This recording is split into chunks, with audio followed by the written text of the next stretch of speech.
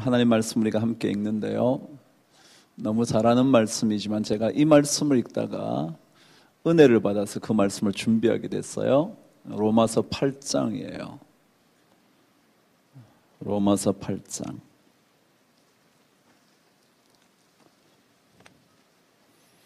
뭐 8장은 어떤 분은 다 외우시더라고요. 8장 18절부터 25절까지, 8장 18절부터 25절까지.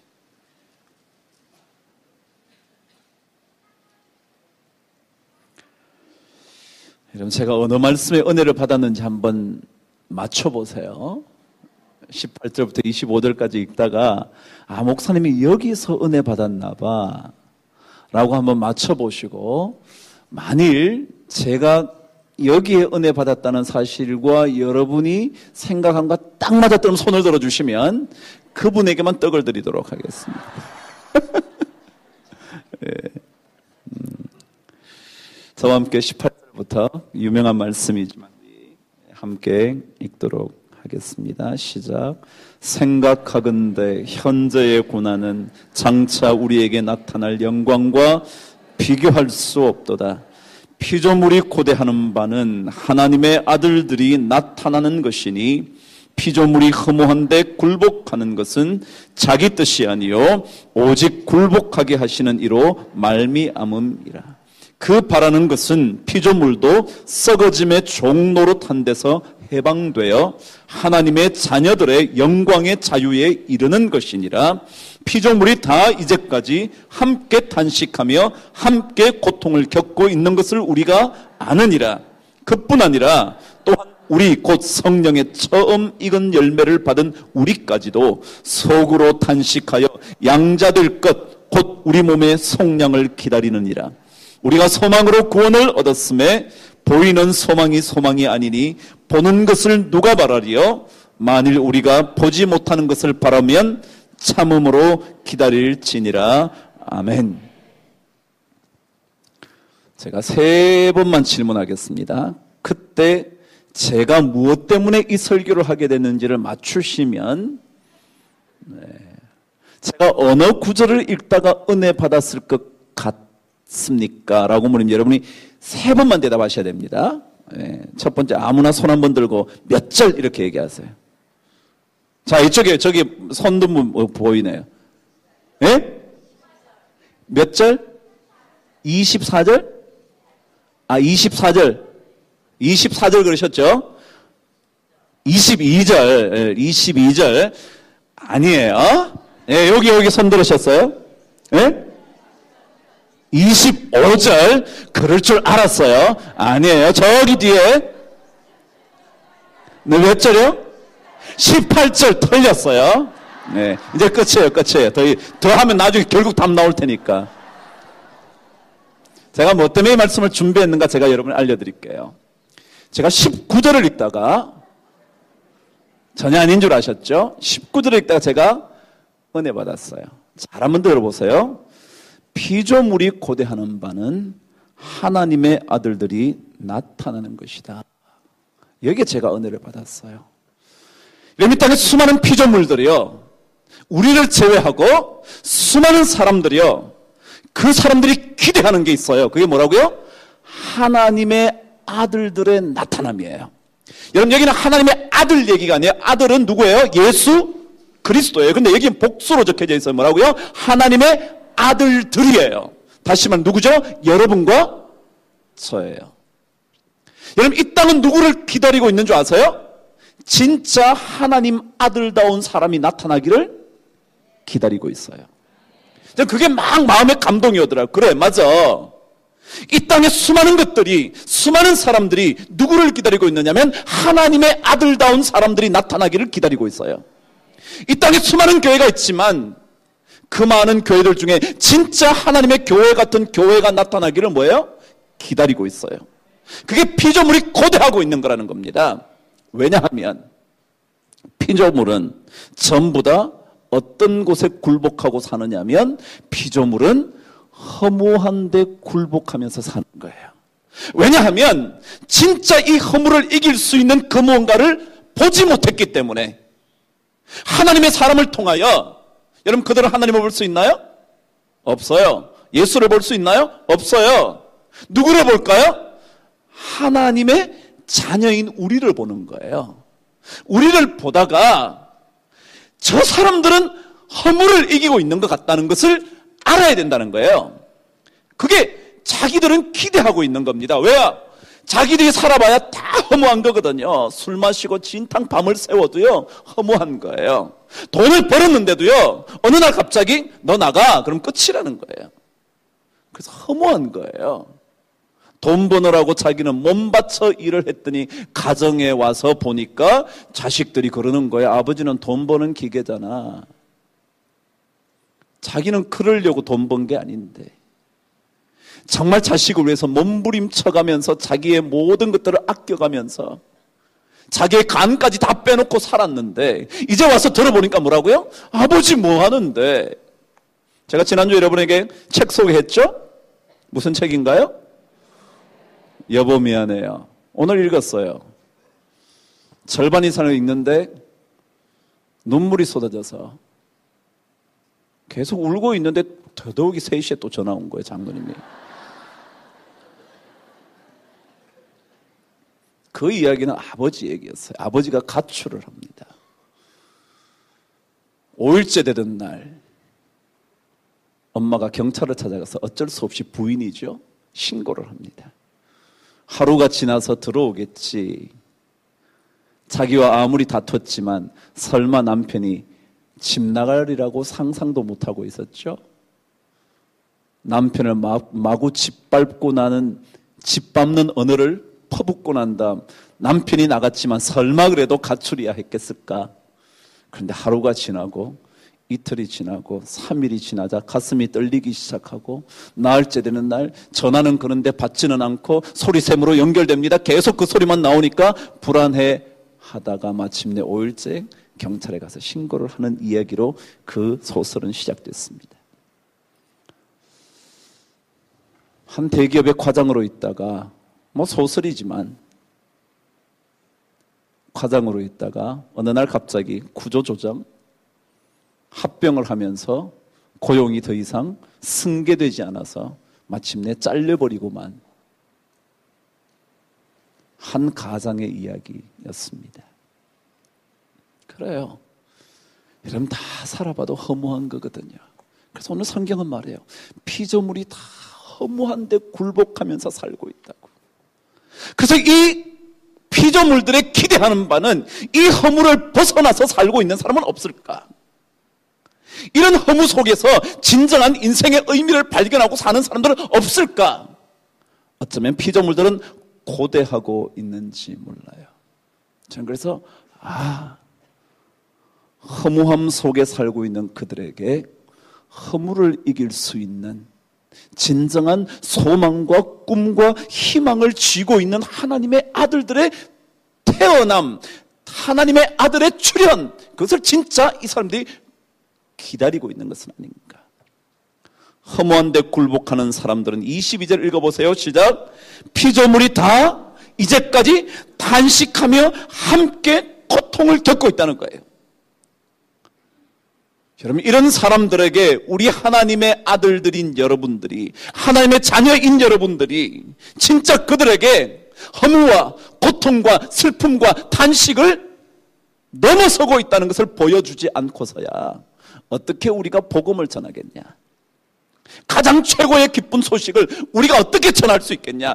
이들에게 단식과 아픔과 눈물과 허물을 뛰어넘을 수 있는 그 무언가를 보여줄 수 있어야 되지 않겠나. 그게 저에게 가슴에 와닿아서 제가 이 설교를 준비하게 된 거예요. 다 하는 말씀입니다. 다 하는 말씀. 허물을 이기고 살아가는 사람들의 모습을 발견하기가 쉽지 않아요. 그 소설에도 그 남자는 마침내 더 이상 인생을 살 수 없을 거라는 생각 때문에 푸른 강물에 자신의 몸을 던지려고 하는 순간까지 가죠. 그래요. 참 허무함이라는 것, 견딜 수 없을 거예요. 어느 날 갑자기 다 허무해지는 거예요. 집이라는 것도 허무하고요. 어떨 때는요, 가정이라는 것도 허무한 것 같고요. 직장도, 돈 버는 일도, 그 돈 조금 더 모으기 위하여 몸부림쳤던 일도 다 허무한 거예요. 옛날에 이런 노래 있어서 허무한 이 인생. 그런 노래 있었어요, 진짜. 그런 거 아세요? 몰라요? 저도 그거밖에 몰라요. 더 이상 모르겠는데, 허무한 인생, 띠라라리리리. 요런 정도 있어요. 그래, 맞아요. 허무해요. 여러분 인생 많이 사셨죠? 저보다 좀 더 사신 분이 더 많을 것 같아요. 저도 50 넘었잖아요. 한 번 더 생각해 보면, 그래, 인생 별거 있나 싶은 생각이 들 때가 있어요. 허무하잖아요. 뭐 한다고 이러고 있나, 내가 왜 이럴까? 그래요. 하나님을 알고 믿고 하나님을 소망으로 삼고 있는 우리들조차도 때때로 그럴 때가 있는데, 그 하나님 없는 사람들이 얼마나 인생의 허무 가운데 살고 있겠냐고요. 술을 퍼마신들 허무감이 사라지나요? 허무감은 사라지지 않은 채 어쩔 수 없이 또다시 옷을 챙겨 입고는 늘 갔던 그 길, 다람쥐, 쳇바퀴 같은 그 길을 또 가잖아요. 그게 인생이거든요. 그래서 오늘 성경은요, 우리에게 이런 피조물들이 허무와 슬픔과 탄식, 이런 삶을 살고 있는 그들이 기대하는 게 있는데, 그것은 바로 하나님의 아들의 출현이다. 전 여러분과 제가 그들에게 삶의 허물을 뛰어넘을 수 있는 그 무언가를 보여줄 수 있는 하나님의 자녀로 나타나게 되기를 바랍니다. 누군가 그런 얘기 하더라고요. 삶은 굴곡이 있다고요. 그렇죠? 대답 안 하는 경우는 굴곡이 없었나 보죠? 여러분은 상승만 하셨나요? 아니면 평탄한 길을 가셨나요? 굴곡이 있잖아요, 굴곡이. 그런데 그 뒷말이 참 의미가 있었어요. 삶에는 굴곡이 있습니다. 그러나 중요한 것은 그 굴곡과 주름을 펴는 일입니다. 그죠? 굴곡이 없을 수 없잖아요. 다 있는데 중요한 것은 그 굴곡을 펴는 거예요. 펴는 거죠. 굴곡이 없을 수는 없는데, 주름이 없을 수 없는데 그 주름을 펴가는 거죠. 그래서 보톡스를 맞죠. 주름을 없애려고. 그래, 여러분의 인생의 보톡스는 뭐예요? 여러분의 굴곡을 없앨 수 있는 보톡스는 뭐냐고요? 그걸 찾아야 되는 거예요, 그걸. 그러면서 그분이 계속 얘기했어요. 인생에는 추락이 있다고요. 그런데 진정한 추락은 추락한 채 그 자리에 머물러 있는 게 진짜 추락이라고요. 추락하지 않을 때가 있나요? 굴곡이 있다면 내려올 때가 있는데, 이 자리에 그대로 있는 게 진짜 추락이지, 올라오기로 작정한다면 추락은 추락이 아니라는 거예요. 새로운 시작이고 새로운 출발이고 새로운 도전이라는 거죠. 그러니까 오늘 성경도 이 허물을 이길 수 있는, 그 얘기 여러분과 함께 하려고 합니다. 피조물들이, 허무한 가운데 있는 피조물들이, 탄식하며 살고 있는 피조물들이 하나님의 아들들을 기다리고 있는데, 그 하나님의 아들들의 모습은 어떤 걸까? 그걸 제가 오늘 말씀을 통해서 읽어보려고 한 겁니다. 오늘 18절 저와 함께 읽겠습니다. 시작. 생각하건대 현재의 고난은 장차 우리에게 나타날 영광과 비교할 수 없도다. 옛날에 그 성경은 극 낱말이 하나 더 있었던 거겠죠. 좋게 비교할 수 없도다. 지금 그게 빠진 게 참 아쉽습니다. 원어에 없어서 뺐긴 했지만 비교할 수 없다는 말을 강조하기 위해서 좋게 비교할 수 없다. 여러분 진짜 비교할 거 없어요. 우리의 미래의 영광이 너무 크기 때문에 그렇거든요. 첫 번째예요. 하나님의 아들들의 어떤 모습을 보고 싶어 하느냐 하면 하나님의 아들들은 현재의 고난에 절망하지 않는다. 뭐 때문에요? 미래의 영광 때문에. 다시 말하면 미래의 영광으로 현재의 고난을 이기는 하나님의 사람의 출현을 기다리고 있다는 겁니다. 이해가 되셨나요? 여러분 우리 가정에서요 남편이나 자식이나 아버지나 누구나 부인이나 어떤 모습이 아름답냐면요 현재의 고난을 미래의 영광 때문에 견딜 줄 아는 사람을 기다리고 있어요. 현재의 고난, 현재 여러분과 제가 겪고 있는 이 고난보다 미래에 다가올 영광이 더 큰 줄 알고 현재의 고난을 견뎌낼 수 있는 그런 사람을 찾아요. 현재 쉽지 않아요. 여러분이나 저나 얼마나 어려운 시기를 지나왔어요. 여러분보다 제가 조금 더 어려웠을까요? 이렇게 말하면 우리는 더 어려웠어요 라고 말하시겠죠. 그럼요, 다 어려워요. 이럴 때 현재의 고난을 미래에 다가올 영광이라는 것 때문에 현재의 고난을 박차고 나갈 수 있는 그 사람이 하나님의 아들들이에요. 여러분 성경은요 이렇게 기록해요. 디모데후서 2장으로 가보시면 성경은 이런 얘기 하나를 들려줘요. 디모데후서 2장이요. 디모데후서는 어디 있냐고요? 복잡한 데 있어요. 제가 가지고 있는 성경 344면이에요.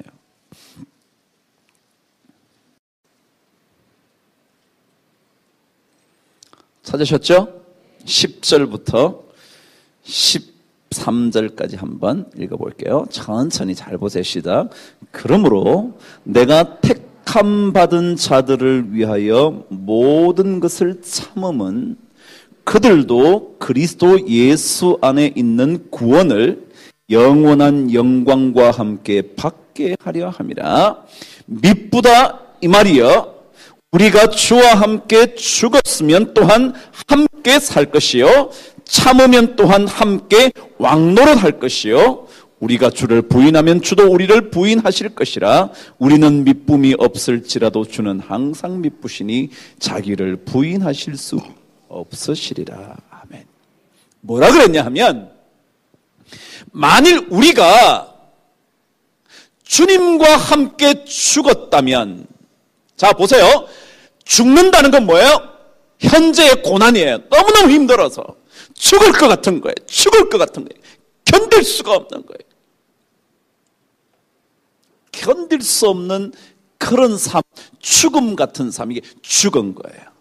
근데 만일 주와 함께 죽었다면 그 다음 말이 뭐예요? 주와 함께 뭐예요? 살 거다. 자 보세요. 현재의 죽음 같은 고난을 뭘로 이겨내느냐 하면요, 주와 함께 살아가는 사람들은 뭘 보고 있어요? 나중에 주와 함께 살아날 것을 알아요. 이 현재의 고난을 오늘 12절은 또 뭐래요? 참으면, 그죠? 뭐라 그랬죠? 주와 함께 왕노릇 할 거래요. 이게 뭐냐면 미래의 영광이에요. 여러분, 하나님의 사람들은요, 미래의 영광을 볼 줄 아는 눈이 있어요. 지금은 죽을 것 같은데요? 이걸 견뎌내는 게 너무 힘든데요? 주님과 함께 이 고난의 길을 걸어가면 뭐라고요? 주와 함께 살 것이요 주와 함께 왕노릇 할 거라는 걸 알아요. 이게 미래의 영광을 볼 줄 아는 눈이에요. 이걸 못 보면요, 죽음 같은 고난은 그치지 않아요. 그래서 늘 인생이 허무한 거예요. 열심히는 사는데 죽을 것 같은 거예요. 죽지 못해 살지 진짜 죽을 것 같은 거예요. 근데 우리는 이 믿음이 있어요. 주와 함께 이 죽음 같은 인생의 길을 걸어가면 주님과 함께 살아나게 될 것이고 주와 함께 왕노릇하게 될 것이라고. 이 말씀하신 주님은 절대로 믿지 못할 그런 분이 아니라는 것. 여러분 읽으셨잖아요. 우리는 믿음이 없을지, 우리는 믿을만 하지 않아도 주는 항상 믿을만 하시니 자기를 절대로 부인, 다시 말하면 뒤집어 놓을 수 없는 분이시다. 하나님께서 약속하신 것은 반드시 그렇게 되는 거거든요. 주님과 함께 죽음 같은 길을 걸어가면 살아날 거야 라고 말씀하신 그분은 믿으신 분, 믿을 만한 분, 절대로 거짓말 하시지 않으시는 분. 그래서 우리는 뭐라고요?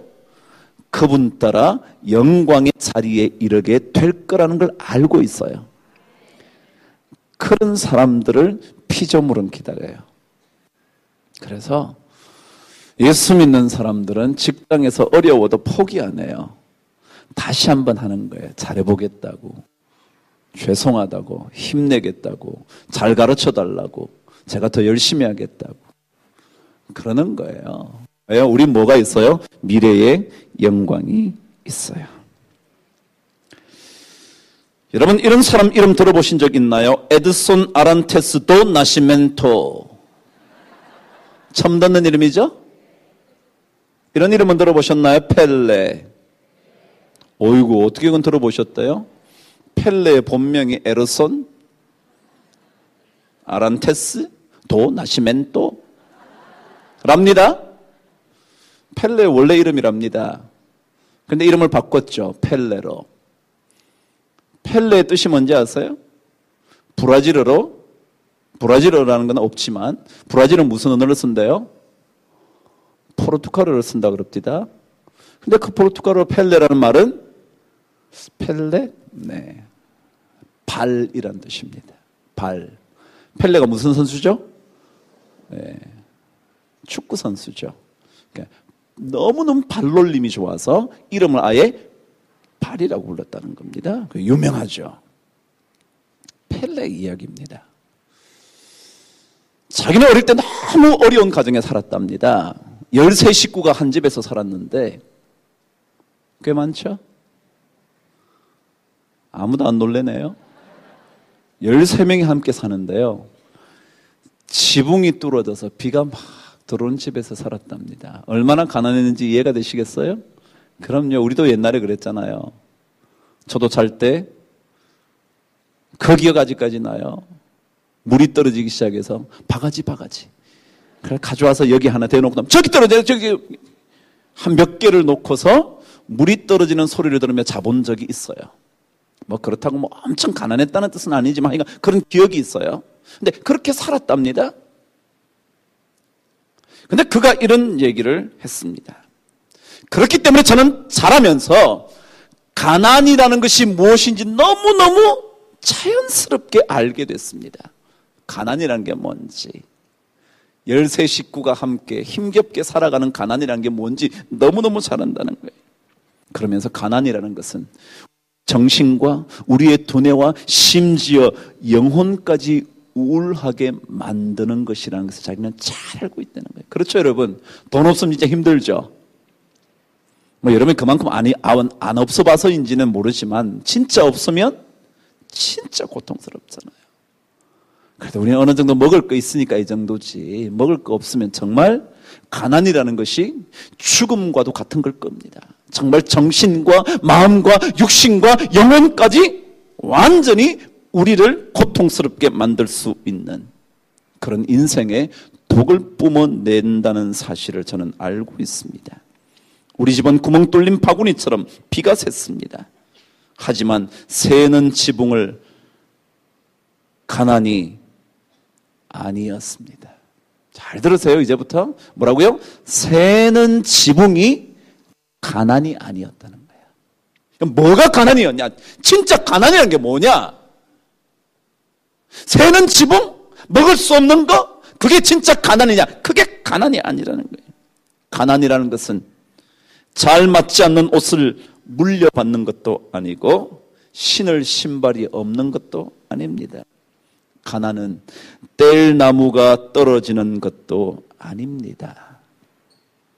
오히려 가난이란 뗄 나무를 살 돈이 없어지면 어떡하나 라고 걱정하는 것이 가난입니다. 이 뗄 나무가 없으면 어떡하나 라고 뭐 하는 게? 걱정하는 게 진짜 가난이라는 거예요. 가난이 뭐냐 하면 뗄 나무 없고 먹을 거 없고 이런 게 아니에요. 이거 어떡하지? 앞으로 어떡하지? 걱정이라는 겁니다. 자, 여러분 제가 말씀으로 연결해 볼게요. 한번 들어보세요. 뭐라 그랬죠? 우리의 고난이라는 게요. 현재의 고난이라는 게요. 뭐가 없으면 안 되느냐면 미래의 뭐요? 영광스러운 소망이 없으면 현재의 고난은 견딜 수가 없어요. 현재 가난이라는 고난은요. 미래의 영광이 없으면 뭐예요? 이 가난이 견딜 수 없는 거예요. 펠레는 알았어요. 뭐가 가난이냐 하면요. 지금 먹을 거 없는 거 이거 현재의 고난이잖아요. 근데 이게 문제가 아니라 뭐예요? 이거 어떡하지? 우리 앞으로 어떻게 살지? 우리 가족 어떻게 되지? 우리 전부 다 고아로 가야 되는 건 아닐까? 흩어져야 되는 건 아닐까? 라고 생각하는 그게 뭐라고요? 진짜 가난이라는 거예요. 뭐가 없는 거예요? 미래의 소망을 갖지 못하는 거예요.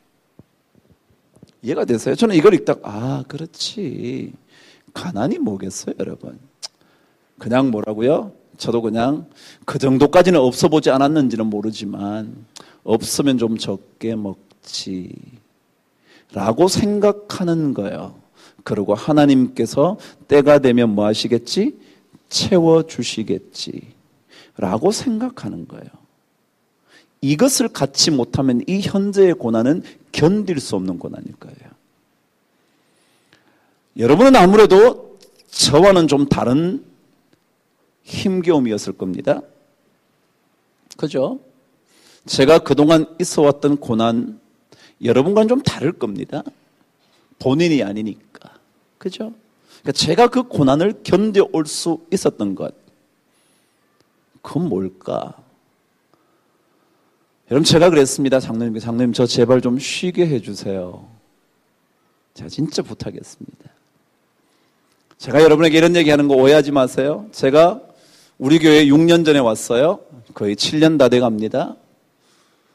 제가 올 8월이 되면 7년입니다. 만 7년이요. 제가 올 때 미국에서 9년 동안 목회를 했기 때문에 제가 너무 힘들었습니다. 미국 목회 쉽지 않거든요. 제가 말씀드렸죠. 기억나시나요? 이민 목회가 얼마나 어렵다고요? 예수님도 한번 이민 목회 해보세요. 그런 말씀이 나오시나 라고 말할 만큼 힘들었어요. 제가 우리 교회에 오면서 제가 부탁했거든요. 저 몇 개월만이라도 쉬게 해달라고. 그리고 제가 이 교회에 대해서 계획도 좀 짜보고 교회를 좀 생각해보기도 하고 하게 해달라고 부탁했거든요. 근데 안 해줬어요. 우리 장로님들 죄송합니다. 오해하지 마세요. 그러나 다 지나간 일이에요. 제가 그냥 얘기하는 거예요. 힘들더라고요. 제가 여러분 그 교회에서 마지막 설교한 게 8월 며칠 날 설교를 했어요. 8월 13일인가 14일인가. 그리고 15일 날 한국에 도착했어요. 그리고 그 다음 주부터 이 교회에서 설교를 했어요. 이 교회가 아니고 한 설교를. 제가 쉬게 좀 해달라고. 그런데 그러더라고요. 우리 교회 목사님이 안 계셔서 몇 개월 동안 너무 힘들었는데 황 목사 좀 어렵지만 좀 하라고. 그래서 제가 했어요. 다시 또 이번에 부탁합니다. 장로님 잘 들어주세요. 저 좀 쉬게 해주세요. 이 얘기 뭐냐면 제가 그만큼 견디기 쉽지 않았다는 거예요. 멀쩡하게 보이죠, 제가요? 저 남들 앞에 막 아픈 척하고 그런 건 싫어요. 나왔다면 그냥 전부 다 그러잖아요. 황 목사 안 아픈 것 같아. 멀쩡한 것 같다는 겁니다. 여러분, 몸이라는 건 속일 수 있어요? 못 속여요. 몸은요, 우리 안에 다 스트레스 받으면 어떻게 돼요? 장작은 안 보이죠? 나중에 뭐예요? 암이 다 되는 거야. 그렇잖아요. 여러분 알잖아요. 몸은 안 속인다니까요. 몸은요, 이거는 몸이라는 것은요, 속일 수 없는 육신이잖아요. 그래서 상처를 받으면 뭐예요? 저절로 그게 다 안에 있는 겁니다. 제 안에 있는 거예요. 지금 여러분 보시기에 멀쩡하게 보이는 것 뿐이지. 그래서 제가 쉬게 해달라 그래도요, 멀쩡한데 뭘 자꾸 쉬려고 그러냐. 그래요. 그럼 속으로 제가 이렇게 말해요. 장로님 한번 당해보세요. 속으로요. 여러분 못 들으셨죠? 네. 못 들었을 거예요. 그런데 그것을 이길 수 있는 게 뭐냐 그거예요. 여러분, 중요하잖아요. 어려움이야 저한테만 있는 것도 아니고 여러분에게만 있는 것도 아니고 이 땅의 피조물에게만 있는 것도 아니에요. 다 있어요. 다 있는데 문제가 뭐예요? 생각하건대 깊이 묵상을 해보니까 현재의 고난, 그것보다 더 거대한 미래의 소망, 미래의 영광, 미래에 주실 축복, 비교할 수 없을 만큼 크다는 것을 아는 사람이 있고 모르는 사람이 있다는 거예요. 모르는 사람은 고난으로 인하여 허무함과 슬픔과 탄식 속에 있지만 확신하는 사람은 진짜로 하나님께서 나에게 좋은 것 주시려고 이 고난 주셨지라고 확신하는 사람은 현재의 고난을 이길 수가 있어요. 그게 하나님의 아들들의 모습이어야 돼요. 그래서 우리가 힘들지만 여러분의 삶 속에서 고난이 많지만 우리에게 확실한 확신이 있어야 돼요. 주와 함께 고난을 받으면 주와 함께 살 것이요 주와 함께 참으면 주와 함께 왕노릇하게 될 것이요. 이 말씀을 하신 주님은 결코 변치 않는 미쁘신 주님인 것을 우리가 믿어요. 이런 고백이요. 이런 고백이요. 그런 사람들이라야 하나님의 아들이라 말할 수가 있다. 지난 시간 주일날 제가 여러분에게 강조한 말씀이 뭐예요? 신앙은 뭐와 같다요? 뭐와 연결되어 있다고요? 삶과 연결되어 있다고요. 고통 없는 삶이 어디 있어요?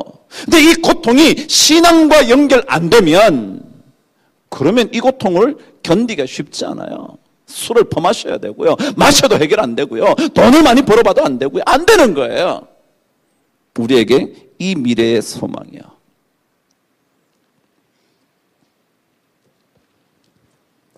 여러분, 미래를 볼 줄 아는, 미래의 영광을 볼 줄 아는 사람의 가장 중요한 특징 하나만 얘기하고 두 번째로 넘어갑니다. 잘 들으세요. 미래의 영광을 볼 줄 아는 사람. 그 사람의 특징이 뭐냐? 오늘 말씀 고린도전서 9장 25절 말씀이에요. 고린도전서 조금 앞으로 오시면 찾을 수 있어요. 9장 25절. 읽어보시면 그 말씀인 줄 아실 거예요.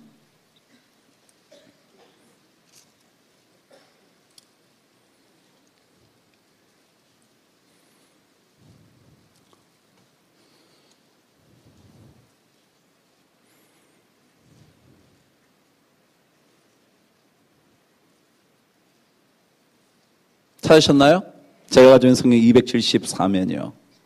274면. 찾으셨죠? 저와 함께 25절부터 27절까지 천천히 말씀을 읽습니다. 시작. 이기기를 다투는 자마다 모든 일에 절제하나니 그들은 썩을 승리자의 관을 얻고자 하되 우리는 썩지 아니할 것을 얻고자 하노라. 그러므로 나는 다름질하기를 향방 없는 것 같이 아니하고 싸우기를 허공을 치는 것 같이 아니하며 내가 내 몸을 쳐 복종하게 함은 내가 남에게 전파한 후에 자신이 도리어 버림을 당할까 두려워함이로다. 아멘. 여러분 잘 들으세요. 이기기를 다투는 자마다. 그래서요. 이기기를 다투는 자마다. 다시 말하면 뭐예요? 지금 이 싸움을 이기고 나면 미래의 영광이 있을 거다. 그죠? 그게 뭐예요? 이기기를 다투는 사람이에요? 이기기를 다투지 않는 사람은 뭐예요? 뛰나 마나 못하러 뛰냐? 뭘 경기를 해? 라는 사람일 테고요. 그러나 내가 이 인생에 다름질하는 이 마라톤과 같은 인생에서 그래 내가 이기는 인생이 되어야지 라고 생각하는 사람, 다시 말해 이겨서 결승선을 통과해서 영광스러운 박수를 받고 거기에 따른 뭔가에 주어지는 모든 것들을 누리려고 하는 사람은 그런 얘기죠. 다시 말해 이기기를 다툰다는 말은 이미 뭘 보고 있다는 거예요? 미래를 보고 있다는 거예요. 그죠? 미래를 생각하고 있는 사람이에요. 그런 삶의 가장 중요한 삶의 특징이 뭐여야 된다고요? 시작. 모든 일에 절제하나니. 여러분, 우리가 미래의 영광을 생각하는 사람들의 가장 중요한 삶의 특징 하나가 뭐냐면 절제라는 겁니다. 절제. 너무 쉬운 얘기잖아요. 지난번에 다 했잖아요. 아파트 한 채를 사고 싶다면 나머지 것에 대해서 뭐 해야 됩니까? 절제해야 합니다. 그죠? 외식도 절제해야 되고요. 그 다음에 내가 쇼핑하는 것도 좀 절제해야 되고요. 좀 뭐를 하는 일에도 절제해야 됩니다. 왜요? 뭐가 있어서요? 미래에 영광이 있어서. 야, 우리 집 하나 생기는 거야. 우리 아파트 하나 사는 거야. 우리 이제 지긋지긋한 반지하 벗어나는 거야. 라는 뭐예요? 그것에 대한 세속적이든 관계없이 영광이 있단 말이죠. 그걸 볼 줄 아는 사람 뭘 한다고요? 절제한다. 절제한다. 그래서 예수 믿는 사람들은 미래의 영광을 보고 있기 때문에 가장 애를 쓰는 것 중에 하나가 뭐였냐면 절제라는 겁니다. 하고 싶은 말 다 안 하는 겁니다. 조금 절제하는 겁니다. 입을 틀어막지는 않지만 그래도 조금 덜 하는 겁니다. 그래서 이걸 가리켜 절제한다라는 이 단어의 뜻이 뭐냐 하면요, 엄격하게 훈련시킨다, 그런 뜻입니다. 시작. 훈련시킨다. 그래서 예수 믿는 사람은 훈련을 좋아하셔야 됩니다. 훈련 싫어하면 절대 예수 잘 믿을 수가 없습니다. 훈련하는 겁니다. 재물에 있어서도 훈련하는 겁니다. 이 재물이 내 것이 아니라 누구 거예요? 하나님 건 줄 알고 나를 위해서 쓸 때보다 하나님을 위해서 쓸 때 더 마음이 열려져야 합니다. 그런 훈련하는 겁니다. 왜냐하면 절제라는 것은 엄격한 훈련이기 때문에 그렇습니다. 그래서 아예 사도 바울은 이렇게 기록을 했잖아요. 27절에 시작. 27절 시작. 내가 내 몸을 쳐 복종하게 한다 그랬어요. 아예 내 몸을 쳐서 복종하게 한다. 절제라는 말이 이제 어디까지 왔냐면 자기 몸을 친다는 겁니다. 여기에 친다라는 단어는요, 헬라어에 무슨 뜻이냐면 얼굴이 시퍼렇게 멍들 정도로 쥐어박는다. 그래가지고 막 도저히 안 되겠다, 난 못하겠다 라고 만큼 자기를 쳐서 하고 싶은 일을 난 도저히 이거 이제는 할 수가 없네 라고 느낄 때까지 치는 것을 가리켜 뭐라 그러나요? 내 몸을 쳐라는 단어라는 것입니다. 그래, 하나님의 사람들은 절제합니다. 조금 더 하고 싶은 거 덜 하는 겁니다. 더 갖고 싶지만 조금 덜 가지는 겁니다. 마음 놓고 마음대로 하고 싶은 이야기를 자식에게 다 퍼붓고 싶지만 조금 참는 겁니다. 제가 우리 자식한테 좀 옛날에 설교를 많이 한 것 같아요. 교회에서만 해도 충분한데 집에서도 설교를 한 거예요. 앉혀놓고 30분씩. 30분은 짧아요. 너무 짧아요. 그래서 1시간씩. 그럼 애가 어떨까요? 듣고 있으면서 에이, 속으로 뭐라 그러겠어요? 그만해라, 그만해. 그러겠죠? 그래요? 그 얘기를 뭐 하는 거예요? 조금 줄이는 거예요. 왜요? 절제하는 거니까. 30분 얘기한 걸 3분으로 줄여서 하는 거예요. 제가 그게 잘 안 되나 봐요. 근데 그거 하는 거라는 거예요. 그래서 제가 많이 좋아지고 있어요. 우리 자식들에게 3분을 요즘은 30초로 끝낼 줄 알아요. 아니면 말도 안 해요. 그냥 보고 웃고 말아요. 그럼요. 뭐 그런다고 뭐 자식에게 30분 얘기한다고 그 자식이 다 알아듣는 자식일 것 같으면 아예 처음부터 그런 짓 안 하겠죠? 그죠? 뭐 우리 자식들은 뭐 어떤지 난 잘 모르겠지만 그렇단 말이죠. 오늘 성경은 현재의 고난보다 미래의 영광이 큰 줄 아는 사람의 특징이 뭐라고요? 이기기를 다투는 자마다 모든 일에 절제하나니. 그겁니다. 디모데후서 1장 7절에도 보면요, 하나님께서 우리에게 주신 마음이 세 가지로 기록되어 있어요.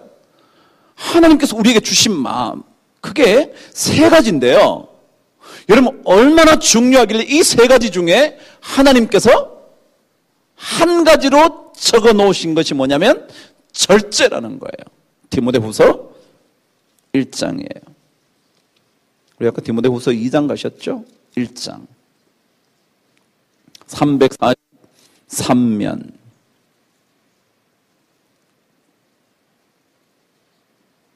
7절. 찾아보셨나요? 343면. 7절 저와 읽으십시다. 시작. 하나님이 우리에게 주신 것은 두려워하는 마음이 아니요 오직 능력과 사랑과 절제하는 마음이다. 여러분, 하나님이 우리에게 주신 마음이 어떠냐? 야, 너 할 수 있어. 할 수 없거든이 무슨 말이냐? 믿는 자에게 능하지 못할 일이 있겠느냐? 그죠? 내게 능력 주시는 자 안에서 내가 모든 것을 할 수 있네. 뭐라고요? 능력이에요. 하나님 우리에게 준 게 뭐예요? 야, 걱정하지 마. 너 한번 해봐. 여러분, 자식들에게 뭐예요? 너 해봐. 괜찮아. 하다가 실패하면 어때? 실패는 쓰러지는 게 실패가 아니라 네가 못 일어나면 실패야. 다시 일어나면 돼. 그죠? 왜요? 우리 하나님 뭘 주셨다고요? 하나님이 우리에게 주신 것은 두려워하는 마음이 아니요. 시작. 능력의 마음. 두 번째 무슨 마음이에요? 사랑의 마음. 사랑하는 거예요. 내 이웃을. 그래요? 사랑하는 거예요. 믿음, 소망, 사랑 이 가운데 제일은 사랑이래요. 그러니까 주님께서 우리에게 주신 능력. 그래. 주님께서 하시려고 작정하시면 할 수 있지. 옷자락만 붙잡아도 나을 수 있지. 이게 능력의 마음이에요. 능력의 마음이요. 두 번째 무슨 마음이요? 사랑이요. 좀 밉지만 H 정말 밉잖아요. 제가 H예요. 제가 H. 밉잖아요. 그렇죠? 밉지만 뭐예요? 사랑해야지. 잘 안 되지만 미워는 말아야지. 그죠? 미워하는 사람 지가 손해잖아요. 뭘 미워해요? 자기가 손해인데. 미움이 가득 차면요 막 불편하잖아요. 그냥 여러분 미워하지 말라니까. 그냥 미워하지 마. 그냥 그 사람은 누가 손볼 거다? 이건 무서운 말이에요. 이건 진짜 무섭기 때문에 여러분이 미워할 건 없다. 그냥 하나님께서 알아서 하시겠지.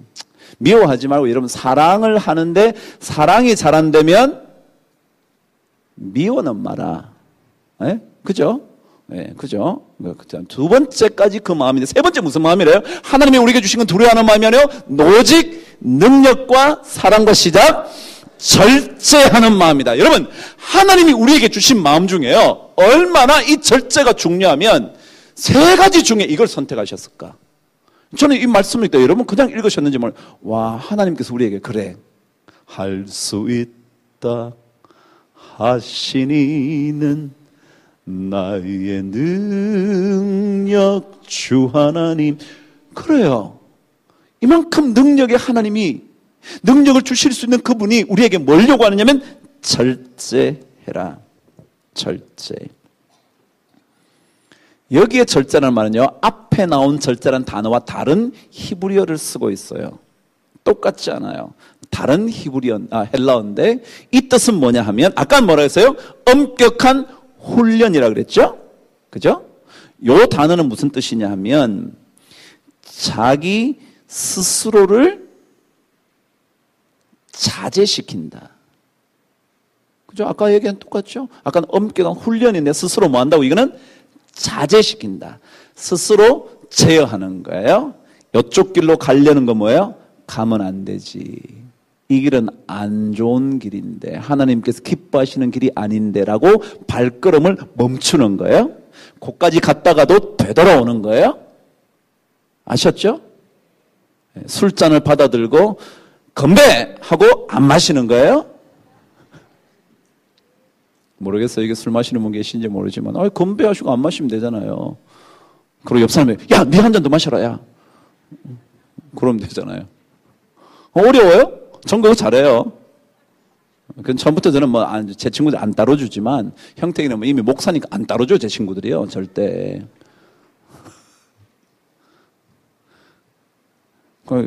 건배 하고는 그냥 내려놓으면 돼요. 그게 뭐예요? 자기 스스로 자제시켜야 되는 거니까. 그죠? 직장에서 회식 안 갈 수는 없잖아요. 가서 안 마시는 거죠. 그런 열심히 잘 섬겨주는 거예요. 어이, 과장님, 안주 하나 드십시오. 뭐 그러면 되잖아요. 그러면요, 기분 좋아서요, 나보고 마시라 그러지 않아. 괜히 막, 내 이 자리에 안 와야 되는데, 내 예수 믿는, 이러지 말고, 그냥 가가지고 즐겁게, 아, 과장님 안주 좀 드시고, 뭐 드실까? 과일 드실까? 아, 특별히 과일이 좋답니다. 이때는 우유를 좀 미리 마셔야 돼. 우유를 좀 그러면요, 미움받지 않아요. 술 안 마신다고 미움받지 않아요. 여기 뭐 그런 사람이 있는지 없는지 잘 모르겠지만. 왜요? 우리는 뭐 하는 사람이니까 하나님께서 우리에게 주신 마음은 뭐라고요? 두려워하는 마음이 오직 능력과 사랑과 디모데후서 몇 장이라고요? 1장이요? 몇 절이라고요? 그래요. 외우셨나요? 너무 쉽잖아요. 하나님 우리에게 주신 것은 두려워하는 마음이 아니요 오직 능력과 사랑과 절제하는 마음이라고요. 디모데후서 3장 3절에 가면요, 디모데후서 3장은 말세에 대한 얘기를 해요. 옛날에도 여러분 이 말씀을 읽었어요. 말세에 고통하는 때가 이를 텐데 그때 사람들의 특징이 나타나는데 어떤 특징인지 보시죠. 3절 읽겠습니다. 시작. 무정하며 원통함을 풀지 아니하며 모함하며 절제하지 못한대요. 절제하지 못한대요. 말세가 되면 하나님으로부터 멀어지는 사람들이 점점 더 생겨나는데 그 사람들의 특징 중에 하나가 뭐라고요? 절제하지 못한대요. 절제하지 못한다. 자, 그런데 여기 마지막 얘기 하나만 해드리고 오늘은 20분까지 끝내야 된답니다. 또 20분까지 끝내고 30분까지 완벽하게 이 자리 비워야 된답니다. 그러니까 하여간 30분까지 완벽하게 비워주셔야 됩니다. 그래야 다음에도 또 할 수가 있습니다. 이게 점점 더 어려워져요. 네, 어려워지니까. 자, 근데 여기에 절제하지 못한다는 말은요, 무슨 뜻이냐면 원래 이 단어는 힘이라는 단어와 힘에 반대하는 전치사 하나를 붙었어요. 접두어라 그럽니다. 헬라어 얘기예요. 힘이라는 단어, 크라타스라는 단어에다가 부정을 의미하는 라는 게 붙었어요. 그래서 아크라타스라는 그런 단어예요. 아크레테스라는 단어인데요. 잘 들으세요.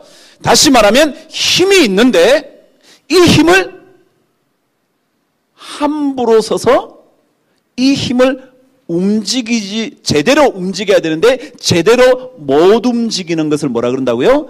절제하지 못한다. 다시 한번요. 절제하는 건 뭐예요? 내가 힘이 있지만 힘을 잘 다스려야 그게 힘을 가지고 있는 진짜 의미잖아요. 힘이 막 마음대로 막 쓰면 그건 뭐 안 되잖아요. 그죠? 내가 힘이 있다고 부인 약한데 막 쥐어박으면 부인이 살아남겠어요? 안 되지. 그러니까 그게 힘을 잘 조절한다. 그게 뭐라고요? 절제한다는 거예요. 그러다 보니까 이 뜻이 무슨 의미냐면 무절제하면 결국 힘이 없어진다. 그런 뜻입니다. 이해가 되시나요? 절제하지 못하면 힘을 제대로 쓰지 못하면 올바른 데 쓰지 못하면 그래서 뭐해진다 아니면 무력해진다. 이런 뜻이에요. 이게요. 이해가 되셨나요? 절제하지 못하는 사람은 결국 힘이 없어진다. 예수 믿는 사람들이 절제, 여러분 성령의 열매도 다 알잖아요. 오직 성령의 열매는 어쩌고저쩌고? 절제니. 그렇잖아요? 그렇죠? 충성과 온유, 절제니. 이러한 법을 금지할 게 없다. 그러잖아요? 그러니까 절제라는 거예요. 하나님의 사람들은 뭘 바라보고 사느냐 하면요. 미래의 영광 보고 살아요. 지금은 문제가 아니에요. 지금 문제 아니에요. 미래를 볼 줄 아는 사람은 그렇게 살지 않아요. 드디어 결론입니다. 많이 남았지만 오늘 요 첫 번째 할 수 없이 하나로 하고 다음 시간에 수요일에 계속할게요. 요즘요 우리나라에 뭐예요? 어린이 보육이 무상이 된대죠. 그래서 갑자기 막 어린이집이 막 미어 터지는 거야. 막 전부 다 무상이 다 가서 따분해. 그러니까 막 어린이집이 지금 막 차고 넘쳐서 애들이 못 가는 거야. 갈 수 있는 애들은 무상인데 못 가는 거예요? 그런데요, 오늘 제가 글을 읽는데 너무너무 충격적인 글을 읽었는데 그게 맞다 생각이 들었어요. 누구냐면 호주의 변호사인데 이분이 10대들의 쪽지라는 것을 발행하는 발행인입니다. 이분이 어떤 글을 썼냐 하면 아이들을 어린이집에 보내죠. 뭐 크게 나쁜 건 아닐 거예요. 그런데 아이들을 그곳에 보내면서 그 어린이집이 아이를 다 책임져 줄 거라고 생각하는 부모들이 의외로 많다는 거야. 의외로 많다는 거예요. 그래서 어린이집에 가면 내가 안 가르쳐줘도 어린이집에서 다 가르쳐 준다는 거예요. 뭐 공부도 가르치고 뭐 가르치고 그런다는 거예요. 그런데 이분 말은요, 그것은 후에 미래에 부모가 아이들에게서 받게 될 엄청난 것을 다 미리 지불하고 있다. 무서운 얘기예요. 아이들은 부모와 어릴 때 가까이 있음으로 인하여, 가까이 대화를 하고 묻고 질문하고 놀고 함으로 인하여 얻어낼 수 있는 것을 부모로부터 얻어내지 못했기 때문에 세월이 지나서 다 자란 후에 반드시 그것을 되갚아 줄 날이 온다는 겁니다. 저는 그거 읽고 끔찍하더라고요. 여러분, 이게 엄청나게 중요한데 우린 전부 다 유치원 보내죠, 학원 보내죠, 자꾸 보내. 그걸 보내가지고 뭐예요? 나하고 자꾸 떨어지는 거야. 애들은 뭐만 하면 돼? 학원 다니면서 공부만 하면 돼. 학원 다니고 태권도만 배우면 돼. 그러나 부모하고 관계 안 하는 거예요. 부모는 나가서 노는 거야. 애 다 보내놓고. 야, 우리 10시에 만나자. 애 보내놓고. 그죠? 보내놓고. 중요합니다. 저는 그 말이 너무 무섭더라고요. 언젠가 미래에 그 자녀로부터 되돌려 받을 것 지금 거기다 다 보내고 만다는 거예요. 그냥 너 학원 가라, 학원 가. 아이들은요, 창의력이 별거 없다는 거예요. 부모가 야, 너 뭐하니? 그게 뭔데? 잘 그렸네? 뭐라고 그렸니? 와, 진짜? 뭐 이상하게 그려놓고 나비야. 그러면 이건 나비. 야, 똑바로 그래. 그러지 말고 와, 나비가 참 신기하게 생겼네. 그러면 아이가 막 창의력이 막 생긴다는 거야. 근데 그걸 부모 안 해주고 누구에게 다 맡겨요? 유치원, 학원 다 맡긴다는 거예요. 그럼 그 대가가 아이가 부모와 만나야 하는 시간에 모든 지불해야 되는 대가를 나중에 이 아이들이 사회를 통해서 가정에 막 퍼뜨린다. 그래서 문제가 많다는 거예요. 저는 그 말이 맞다고 생각해요. 저는 유치원 안 나왔습니다. 저는 이게 너무너무 자랑스러워요. 저는 유치원 출신 아닙니다. 전 돈이 없어서 못 갔고요. 돈이 없는 게 아니라 우리 동네 유치원이 없어서 못 갔고요. 그런 시대에 살았습니다. 이게 복이라는 거예요. 대신 누구랑 살아요? 엄마랑. 엄마랑 같이 뭐 시장도 따라가고 뭐 그냥 엄마 손잡고 기도원도 가고 뭐 그게 100번 낫다는 거야. 여러분, 여기에 혹시 아이들이 주렁주렁 있으신 가정이 있다면 학원 보내느라고 엄마 아빠 뼈 빠진다 그런 얘기하지 마시고 애들과 그냥 노세요. 노세 젊어서 놀아야 돼. 함께 노세요. 그게 아이들에게 그냥 아이들은 계속 질문만 해주면 돼요. 잘 모르면 그래? 엄마도 한번 찾아볼까? 그래? 사전 찾아보니까 그렇네? 그러세요. 모르겠구나. 엄마도 잘 모르겠네. 야, 넌 대단한 질문했다? 그게 100번 낫다는 거예요. 그러고는 모르겠거든 서점에 데리고 가세요. 요즘 서점은요, 앉아서 책 펴고 아무리 읽어도 아무 말 안 해요. 진짜 좋아져서. 옛날에 눈치 보고 주인이 나가라 그럴까봐 눈치 보고. 요즘 앉아서요, 책 다 넘겨도요, 누가 뭐라 그러지 않아. 그거는 이미 내다 놓은 책이기 때문에요. 팔 책이 아니고요. 내다 놓은 책이라 마음껏 봐도 돼. 그럼 가서 이거 찾아보자. 물으면 더 잘 가르쳐줘. 근데 그거 안 하는 거예요. 그거 하기 싫은 거예요. 안 하면 뭐예요? 대가를 지불하는 거예요. 여러분, 미래예요. 영광을 여러분 생각하신다면 지금 잘 생각하세요. 성경 말씀은요, 우리에게 삶으로 인도하는 길이에요. 생각하건대 현재의 고난은 장차 우리가 누리게 될 미래의 영광과 비교할 수가 없다고요. 피조물들은요 전부 다 하나님의 아들의 나타남을 기다리고 있어요. 전 여러분과 제가 이 현재의 고난, 우리 돈이 없다, 잘 가르칠 수가 없다, 집이 어떻다, 그런 얘기하지 마라. 집 좁을수록 아이랑 훨씬 더 잘 살 수 있다. 그래서 미래를 미리 내다볼 수 있는 사람, 그게 하나님의 아들들의 특징이라는 거예요. 그래서 전 여러분과 정말 하나님께서 우리에게 너 하나님 아들이잖아, 너 내 아들이잖아, 이 아들됨의 참모습을 세상에 허무한 데 굴복하고 있는 사람들에게 보여주시라는 하나님의 명령을 놓치지 않는 은혜가 여러분에게 있게 되기를 주의 이름으로 축원합니다. 다음 시간에 계속 말씀을 읽으면서 하나님의 아들들의 모습, 피조물이 기대하는 그 말씀을 계속해서 확인해서 보도록 하겠습니다. 22분이어서 2분 지나서 너무 죄송합니다. 기도하겠습니다. 하나님 아버지 고맙습니다. 오늘 주님께서 우리에게 들려주신 말씀대로 하나님의 자녀다운 모습이 우리의 인생살이 속에 나타나게 하여 주셔서 허무한 데 굴복하고 사는 수많은 피조물들이 우리를 보고 하나님의 구원의 역사를 체험할 수 있도록 축복하여 주시옵소서. 우리가 누리는 구원의 영광을 그들도 맛보게 하여 주시옵소서. 그래서 복음을 증거하는 증인 되도록 축복하여 주시옵소서. 내 자녀들에게도 살아계신 하나님의 능력을 보여주고 하나님의 놀라운 은혜를 체험케 해주는 하나님의 멋진 아들들이 우리가 다 부모가 되도록 축복하여 주시옵소서. 주님께서 우리 모두에게 은혜 주신 것 감사를 드리며 예수 그리스도 이름으로 기도드리옵나이다. 아멘.